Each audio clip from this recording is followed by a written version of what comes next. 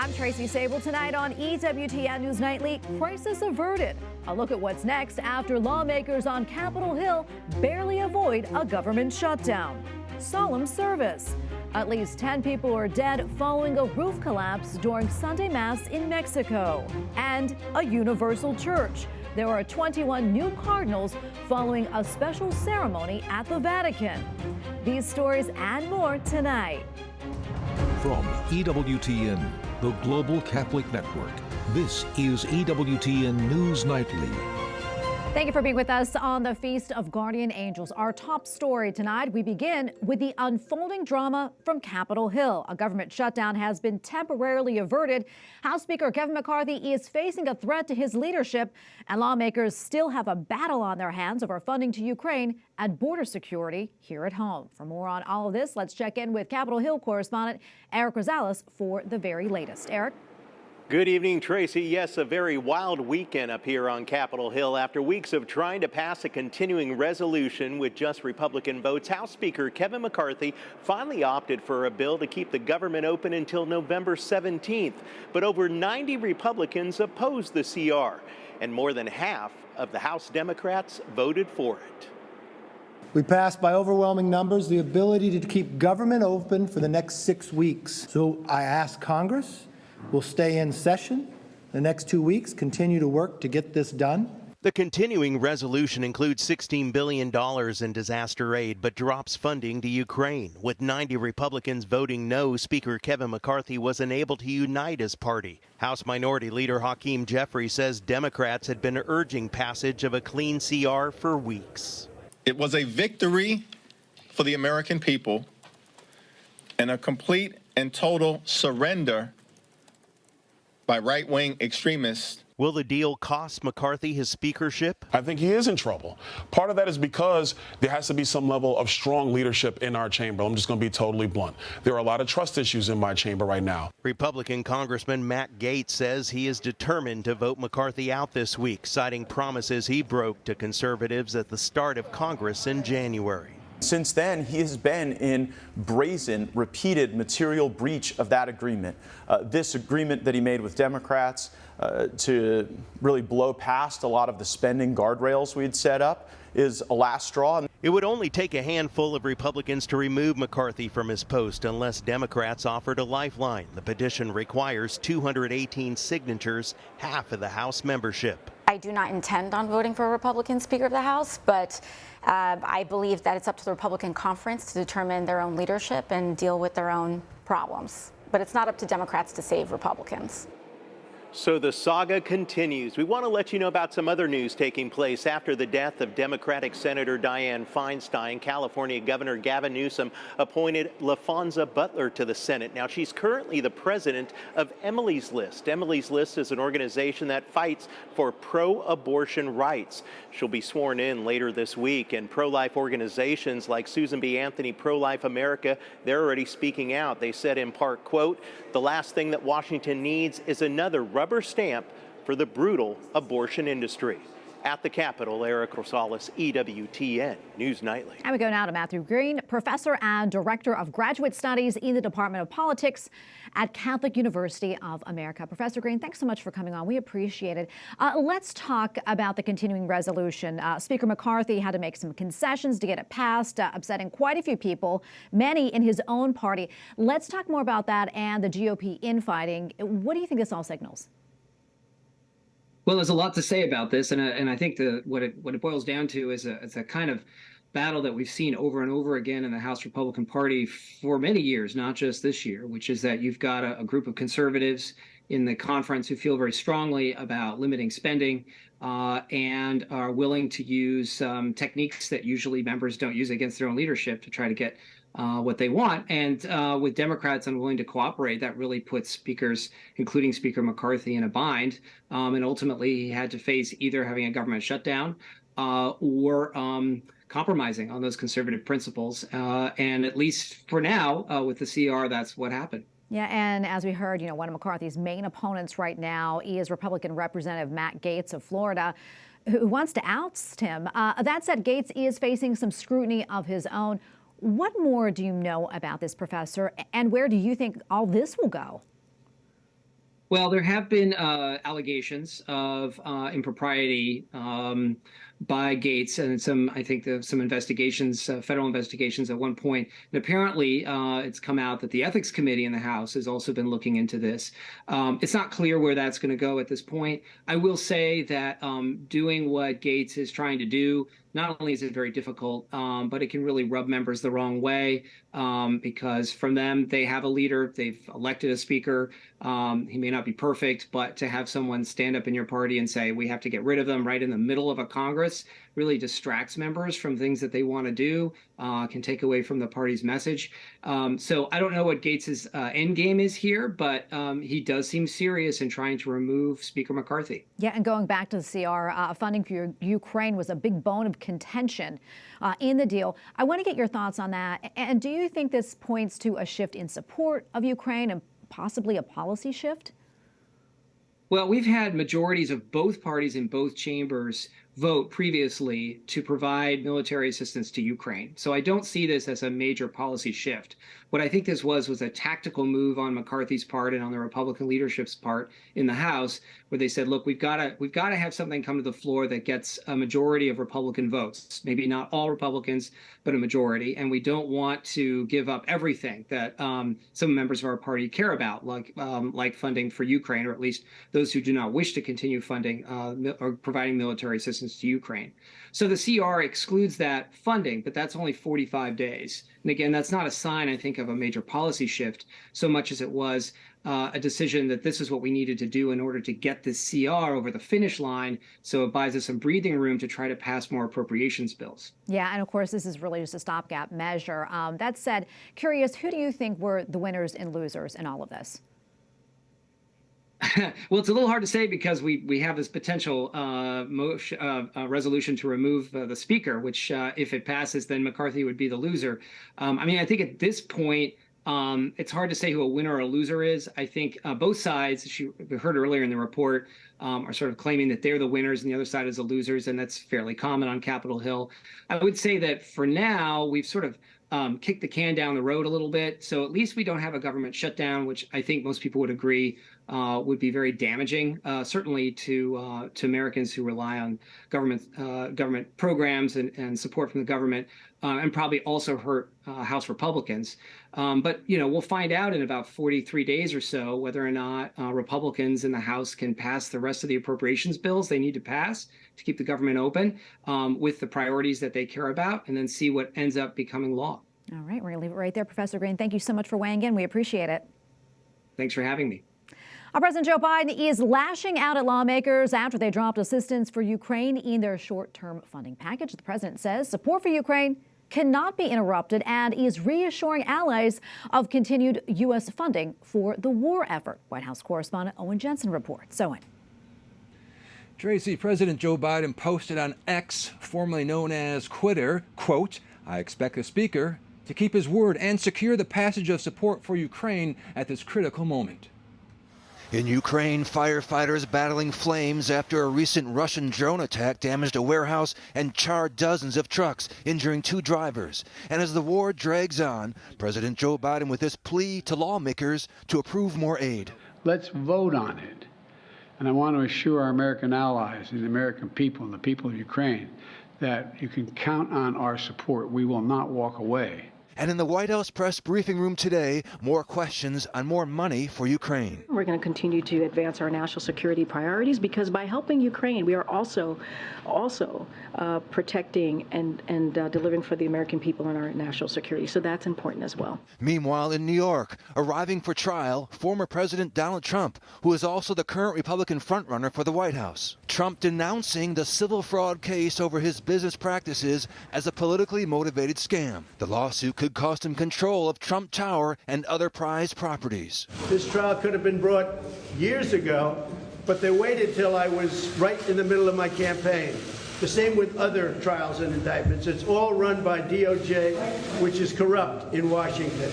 And today on the White House South Lawn, President Biden discusses the Americans with Disabilities Act that became law 33 years ago this past summer, telling the audience during Disability Awareness Month, disabled Americans are still 3 times less likely to have a job. They're often earn less for the exact work someone else is doing who's not disabled. Too often, disabled Americans are unable to vote, to get to and from work and school, to enjoy public spaces. Also on the president's schedule today, a meeting with his cabinet to discuss what the White House calls balancing the promise and peril of artificial intelligence. In fact, just recently we learned that the National Security Agency is starting an artificial intelligence security center as the U.S. beefs up its defenses against Russia and China. At the White House, Owen Jensen, EWTN News Nightly. Well, the Supreme Court opens its new term today. The justices are expected to consider a number of cases on social media use. A major gun case is set to be argued next month. There is also a chance the nation's highest court will weigh in on availability for the widely used abortion drug mifepristone. The justices took the bench today for the first time since June. Sad news tonight out of Mexico. At least 10 people are dead following the collapse of a church roof during Sunday Mass. The parishioners were receiving Holy Communion when the tragedy happened. Around 60 people were injured. The Mexican Council of Bishops released a statement saying in part, quote, "We join in prayer at the tragic loss of life and for those injured." Among the dead were a 4-month-old baby, 3 5-year-olds, and a pair of 9-year-olds. Our Christian leaders in Iraq are calling for a full investigation into last week's deadly wedding fire. The faithful are speaking out against recent government findings that appear to blame negligence. A Syriac Catholic priest says one culprit is widespread corruption among local officials. More than 100 people were killed after a fireworks machine burst into flames during the Catholic wedding service. And we have a lot more still to come here on EWTN News Nightly, including one apostolic church. Pope Francis welcomes 21 new cardinals to the Vatican. And Pope Francis reminds the faithful why there is always room for hope.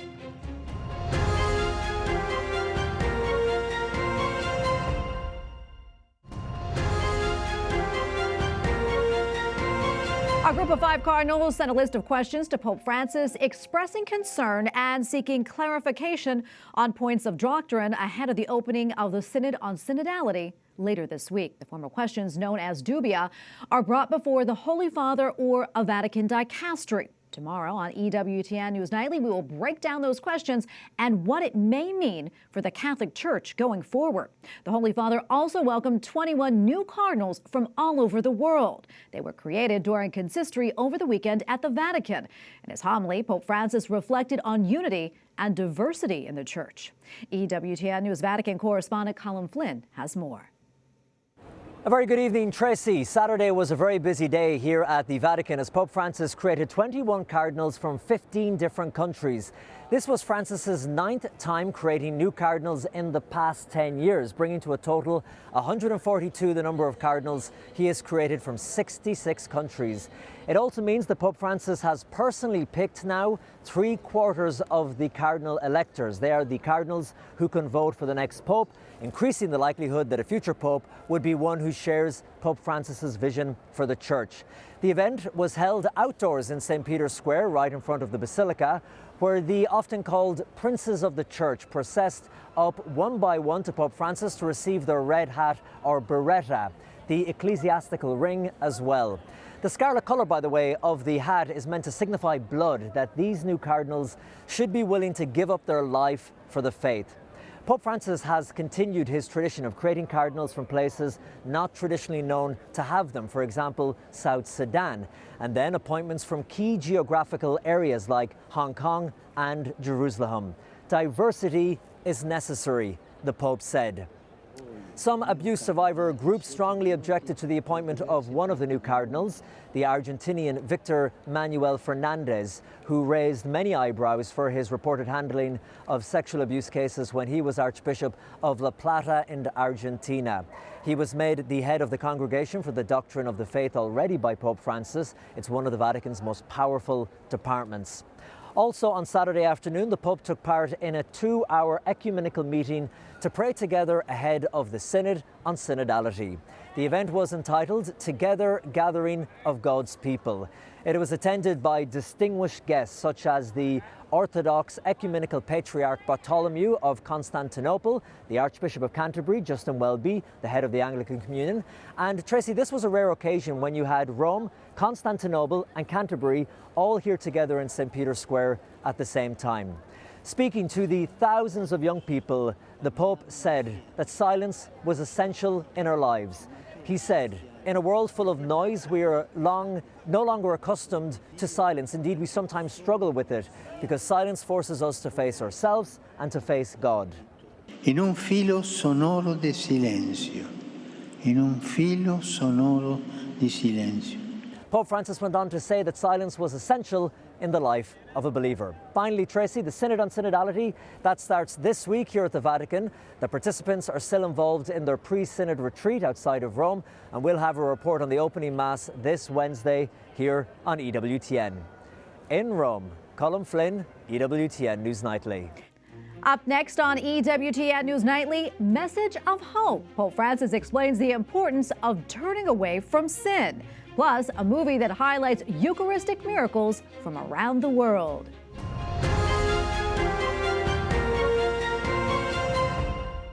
Unless you eat the flesh of the Son of Man and drink his blood, you will not have life in you. A new movie created by Hollywood directors and artists takes a deep dive into the beauty of Holy Communion and true presence. The new manna also illustrates the power of Eucharistic miracles, as well as featured interviews from witnesses, medical doctors, and Catholic leaders like Dr. Scott Hahn and Antonia Acutis, the mother of Blessed Carlo Acutis. And joining us now is Antonia Acutis and Angelo Lebuti, director of the upcoming film, The New Manna. Thank you both so much for joining us today. It is an honor. Angelo, I want to start with you.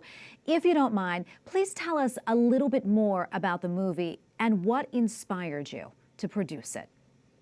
Absolutely. I mean, we started everything, I think, pretty much during the period of the COVID, when we were absent for the possibility to having the Eucharist as often as I was used to.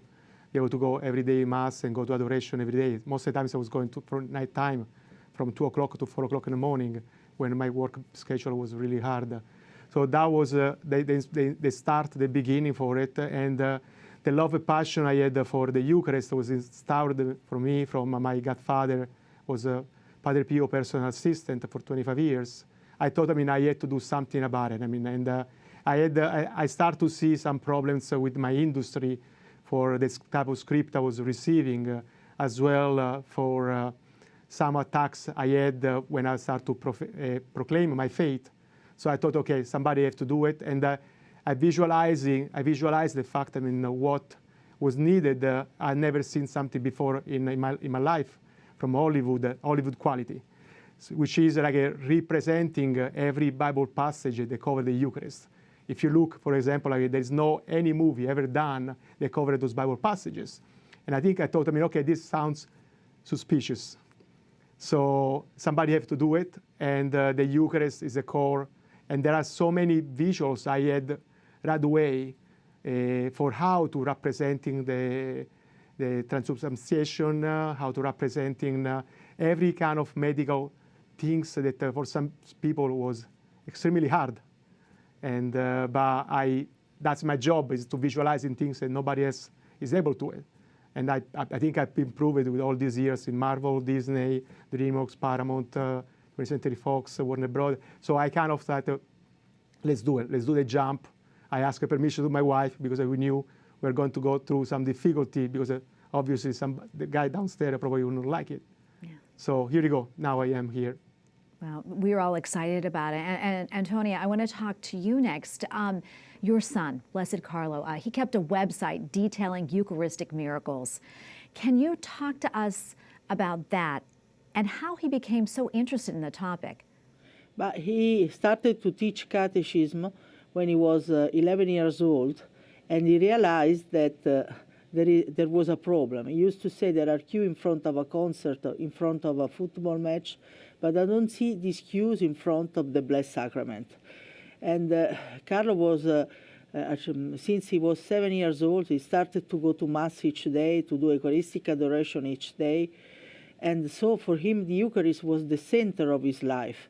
And he had this sort of vision, let's say, idea and intuition that through this Eucharistic miracle that happened throughout the centuries and that were recognized from the Church, it was possible to help people to understand that in the Blessed Sacrament there is really the real presence of God. And recently we had many Eucharistic miracles that were recognized from the Church, from the scientific community, and all these miracles are the host that became flesh, that is a part of the miracle. Jesus showed us his love, his sense, because he is love. We know that God is love. And so it's so touching this. And there are so many signs. And I think that God sometimes in his mercy to help our faith that is very weak, help us with his sign. And this film of Angelo, in my opinion, really is so powerful, and it can help so much people to understand the real presence of God in the Blessed Sacrament. That is the most important thing, because only Jesus can transfigure and heal our soul and really help us in the path toward holy sainthood, toward our motherland, which is heaven. And really we have the bread of life with us. He promised, I will be with you till the end of the way of the world, and he is with us always. And the Eucharist is really the highway to heaven. Yes, it is. We're almost out of time, unfortunately. So much we could talk about. But Angelo, I want to ask you this. What do you hope people take away from the movie? And also, when do you think we can expect it to be released? Yeah, absolutely. I mean, it's the whole goal is to be able to provide about visual and an understanding for the perfectly Catholic Church what to teach. So there's so many misconceptions, even with our brother Protestant, for what we do believe regarding the Eucharist. And with this one, for sure, we're going to clarify everything perfectly. I mean, everything was done with the Due Rem Bible, with the Catena Aurea for St. Thomas Aquinas, all perfectly full with so many theologians help so to be perfectly clear. And so this way, everything, all the problems that we have with people, at least we know we're going to be able to put on the table and clarify perfectly what they are. It's a story about a non-believer that moved on the journey to try to disprove in the Eucharist and then end up to finally to believe. I mean, so he's going to do the same steps a normal non-believer is going to do it. For the final things, we really hope to finish for June for 2024, because it's going to be a really big event of for the Eucharist revival. So we hope. I mean, I think as soon as we hit our target, minimum $1 million for the final part, for the post-production part of it, then we are going to be able to go full production, and finish within 3 to 6 months maximum. Okay, well, we're going to be praying for that. Antonio and Angelo, thank you so much for coming on. God bless you both, and God bless you on this movie. Thank you for doing it. God bless your show too. Thank you. Thank you. Thank you. And you can learn more about Antonia Acutis next week when Monty Alvarado interviews her on EWTN News in depth. And finally tonight, Pope Francis reminds the faithful that for sinners there is always hope for redemption. E questi ipocriti tanto male fanno. In his Sunday address at the Vatican, the Holy Father encouraged the faithful to be sincere before God about our difficulties and our weaknesses. He also said that we should ask ourselves every day if we are doing the will of our Father, or are we more focused on appearing to be good and righteous. We thank you for watching tonight. Remember, you can follow us on social media, Facebook, X, and Instagram at EWTN News Nightly. I'm Tracy Sabol. Good night, and God bless.